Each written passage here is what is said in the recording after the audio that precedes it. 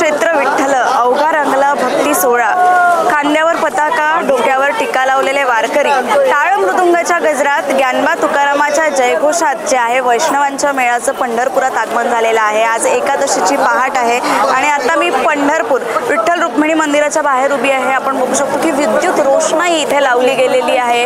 विठ्ठल रुक्मिणी मंदिराच्या इथे वैष्णवांचा मेळा जो आहे इथे आता आगमन झालेला आहे, वारकऱ्यांचं आगमन झालेलं आहे। त्यासोबतच मुख्य द्वार जो आहे, कळस जो आहे त्याला फुलांनी जे आहे सजवण्यात आलेला आहे आणि भाविकांची गर्दी जी आहे आता जमली आहे। नुकतंच मुख्यमंत्र्याच्या हातून महत्त्वाची प्रशासकीय पूजा जी आहे ती पार झालेली आहे आणि आता दर्शनासाठी जे आहे पांडुरंगाच्या चरणी नतमस्तक होण्यासाठी भाविकांनी गर्दी जी आहे ती केलेली आहे। एकंदरीतच आपण पाहू शकतो एकादशीची ही पहाट जी आहे अतिशय भक्तिमय झालेली आहे। पंढरपूरचं वातावरण अतिशय भक्तिमय झालेलं आहे।